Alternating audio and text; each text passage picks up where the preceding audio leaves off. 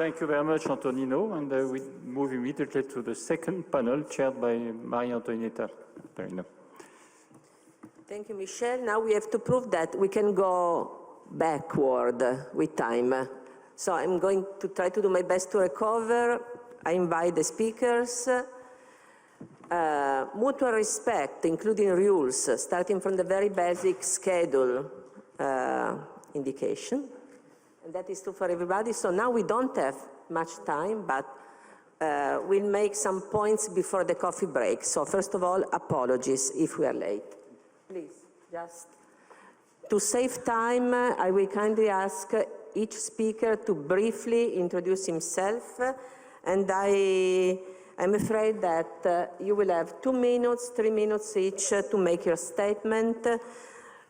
Point being that we heard how many beautiful resources we can find on the moon. We need to do our best to understand how we can act to avoid making wrong steps in trying to benefit of these resources. So starting with the first speaker, Dr. Jean Blouvac, you have a few minutes, please. Okay, thank you very much. So I must present myself, I think, at the beginning. I'm working in CNES. I'm in charge of the program for exploration and human spaceflight, and I'm delegate at ESA for the French interest within the program for exploration. What can I say? So, no, I have no slides on that. You were supposed to ask us questions, but okay. Yes, no, but first I give you 2 minutes to make, your points, and then we'll go by questions. Okay. So on that, I would say that first, here we are talking about exploration on the moon and seeing at something which is very difficult, in fact, and we should remember that.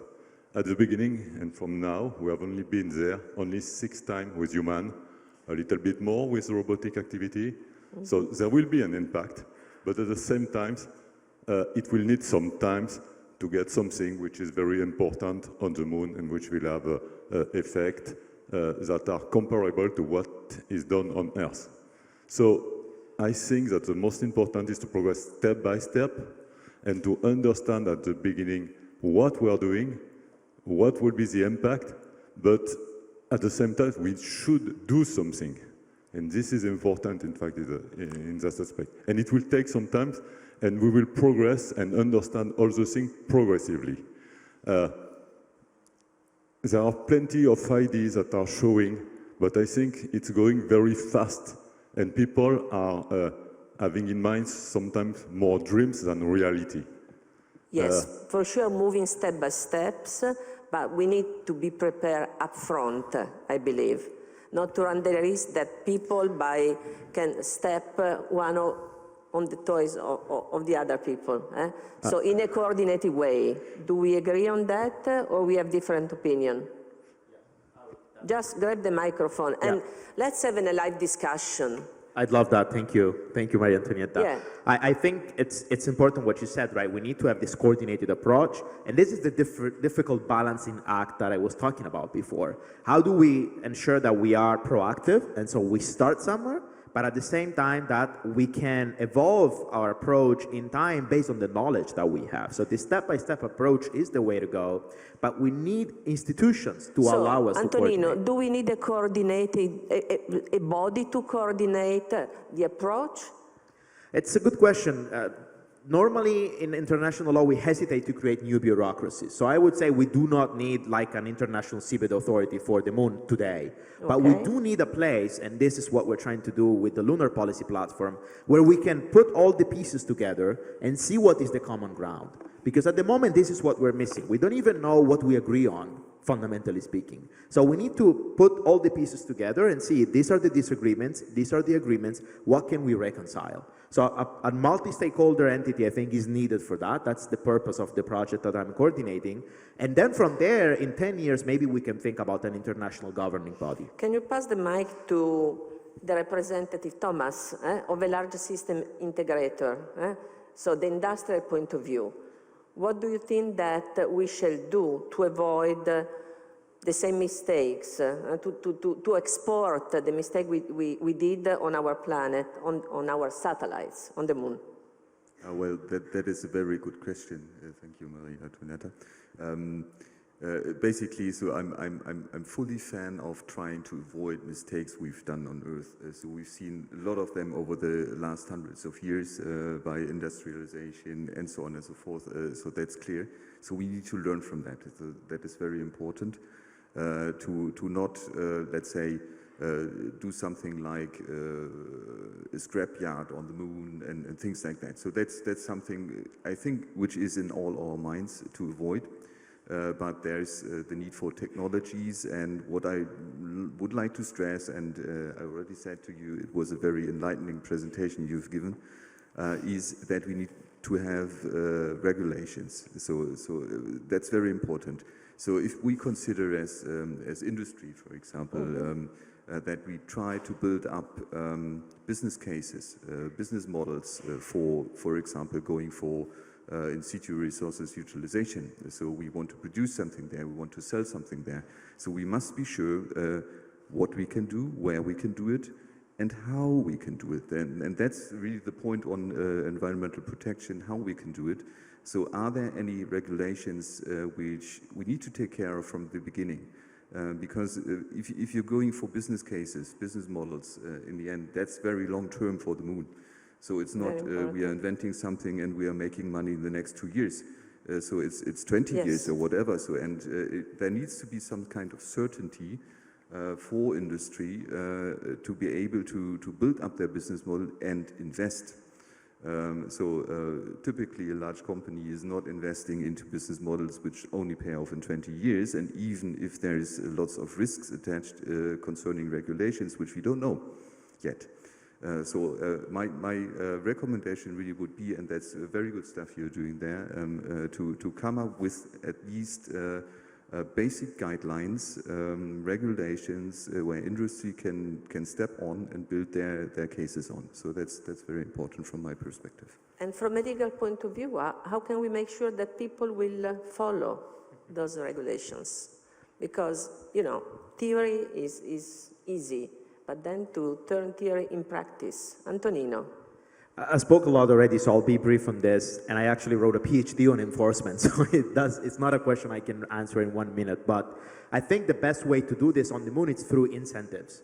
We need to develop the rules, incentives. We need to develop the rules together, buy in the process, and then incentivize. So we are building a lunar space economy. We are talking about incentives. Which type of incentives? Economic incentives? Both, I would say, economic and regulatory incentives. We need to design a system that incentivizes compliance rather than worrying about police that will force people to comply. Otherwise, we are starting from the wrong foot, I think. Stephanie, would you mind to just share with us in which way we could do better on the moon or even around the moon? Your colleagues before explained us the importance to use the lunar orbits in a proper way. Yeah. Tell us something more about that. Yeah, thank you, Maria Antonietta. Yeah, I would like to comment this slide just to explain the main differences between the situation around the Earth and the situation that could take place about the moon. Of course, the picture behind is an artistic view, and this is not the reality, not the situation.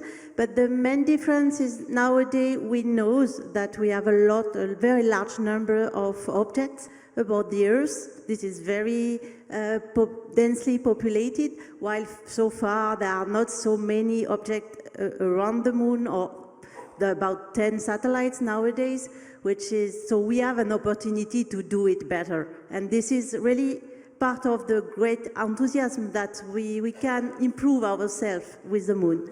The second point is, that on Earth we have networks, we have space surveillance awareness network that help to avoid collision, to warn when there is a conjuncture. While nowadays these networks are very limited about the moon, and that's an opportunity also to get organized structure, to share, to collaborate, to avoid collision. For example, in 2021, there was a warning because 2 satellites, even if there are very few of them, Chandrayaan-2 and LRO, went to a close approach of less than 3 kilometers, which is very small distance. And the Indian satellite performed a collision avoidance maneuver and has to move to change trajectory. So that means that we must also deploy efforts to organize ourselves, to work together, to be sure that the environment of the moon is safe. Then on Earth, we are protected thanks to the atmosphere, because there is the atmospheric track that slows down the velocity of the satellite, and then they can re-enter quite naturally. They can be controlled or not controlled. They can be burned in the atmosphere or land softly. So there are this option. With the moon, it's totally different. The atmosphere is so teeny, so rare that we cannot count on the atmosphere. So at the end of life of the satellite can be, as Eric mentioned it before, an impact on the moon. But we have to protect the surface of the moon. We have historical zone, we have scientific zone, and as it was mentioned before, we have also to protect the moon for next generation, for the population that do not have access to the moon for the moment. So that's something that must be taken into account. And the last point is about standards. And because for the moment we have defined protected regions around the Earth, like in GEO or in low Earth orbit, but we don't have this kind of standards for the moon. We only can recommend moon mission not to get into the protected zone about the Earth and re-entry and perform a nice re-entry. So that's very limited, and there is a large opportunity to work together on this topic. Thanks a lot. So for sure, garbage is a problem, not only on our planet, but also around us, in orbit around the Earth. And unfortunately, we learn yesterday and today that somehow we will create this problem also on the moon. So one short reaction. Do we have the right to leave our waste behind us? Because somebody mentioned that waste could in fact also become a resource. Who likes to comment this point among the panelists? We didn't have any prepared questions. I don't like that. I like a live discussion. I can answer Yes, please, first because Stephanie. I still have the mic. Yeah. Actually, that's a good point, to consider waste as a resource, Yes. and to have circular economies, Yes. second-hand markets in space, which could be, of course, there are a lot of challenges, technical challenges, juridical challenges, is it okay? Yes, and ethical aspects, but that's a really interdisciplinary problem, and everybody must be involved in such kind of program. Yes. Is there any? Yes. Yeah, please. Thank you. Yeah. I think we have, to, of course, to take care of what we do and exactly what we do, but we have also to see the positive aspect of that. I mean that we are within the constraints of the moon, within the environmental, which is very, very difficult, and low temperature, as it was mentioned yesterday, no atmosphere, nothing like that. We have to be scarce with regard to the use of the resources we do. So we have to develop and to take the advantage to develop new process that which can benefit at the Earth level. Because on Earth, we do not have this constraint, and of course, we already do the simple we can do, so put the waste everywhere, etc. Here, it's difficult to transport the thing, it's difficult to extract the thing, to use the thing, so we will have new process on which we can rely and of which we can take advantage for Earth feedback, for the way of the future. And I think this is a positive way to see it, not only, I think, something which is constraining, because we need to do something, and so we need to go to the moon, we need to progress in activity, and be careful that regulation don't stop the activity at the same time. So seeing the best way is to make and to take the advantage of it. Okay. Okay. May I comment on that? So, Yes, please. I think this is very important. So, and this point on not really using the word waste, so make it a resource is a very good point. I've been using the word scrapyard some minutes ago, so we should avoid that. So if I'm looking into what kind of high tech we are going to bring to the moon in the next decade, and even beyond there, it will be more. It's lots of high tech things which are very costly. So just think about all the lenders which are going to go there. So what are we doing with them?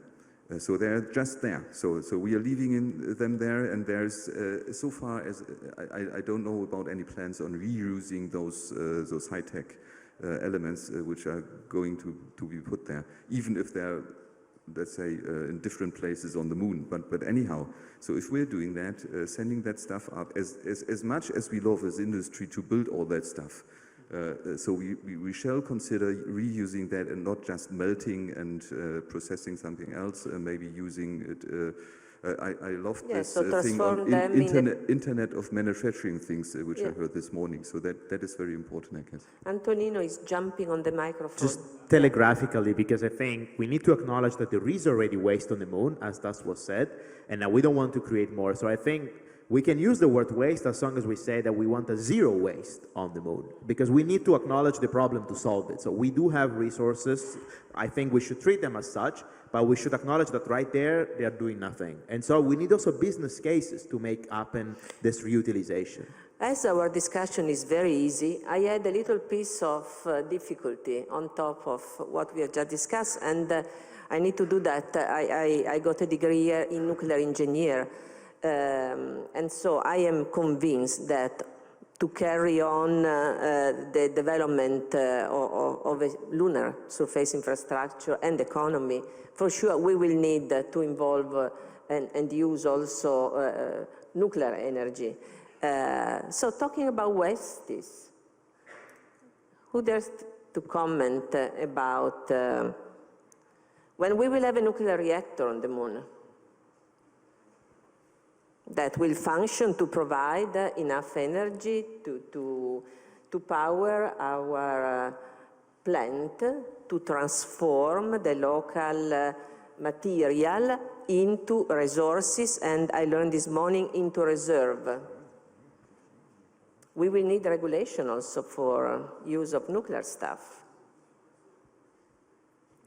It is a tricky question, Maria Antonietta, so I'll take it a shot. I know that NASA has plans to develop a nuclear This reactor. kilopower, And there is a lot of resources we can think about that. This will add a further complication because it will increase our capacity to do things. So when we escalate that, we also need to be ready to escalate what do we do with it. Jeff Bezos, I think, in his dissertation or something like that, even wrote that we should put all heavy industries on the moon so that we save Earth. I don't think that's honestly the right approach, because it's not by transferring something somewhere else that we solve the problem. Exactly, like putting dust under the carpet, you know? So it means, yes, let's do it. We will need more power, and nuclear will be extremely important for that. Yes. But let's also think that with that, we will come more responsibilities. I need to invite Michel for the final wrap-up, because otherwise people will miss coffee. And Michel, what did we learn from our session? First of all, we really enjoyed the workshop that put together all of us, and we had the privilege to have a longer time to discuss with points. And now, Michel, it's up to you to wrap up. Thank you very much, Maria Antonietta, and for everybody to attend this session. Just to conclude, I would like to say that we have tried with the group which prepared this session to make a few recommendations. Maybe we won't have time to go through the details of them, but let me say they are organized with the triangle of the virtual circle: utilize, understand, preserve. So we have a list of recommendations which I will show here about understanding the moon, about utilizing the moon, and about mitigating the exploration impacts on the lunar surface. What I propose for the sake of time is that we'll find a way to distribute these recommendations to all the participants. I think they were elaborated by our group, but have to be appropriated by the whole meeting. And then please contact me, Jean Broquet, who I would like to really thank for being the co-convener of this session. Thank you, Jean, for all the work, and all the participants. We will distribute these recommendations, and let's say by tomorrow, before the end of the meeting, we hope to have some of your feedback at least. So thank you very much all for all your efforts. I think the objective was to raise awareness of the environmental aspects of lunar exploration. We go back to the moon, let's do it right this way. And I'm sure what we will do on the moon right will also be an example for what we could do better on Earth. So thank you very much. Thank you for listening.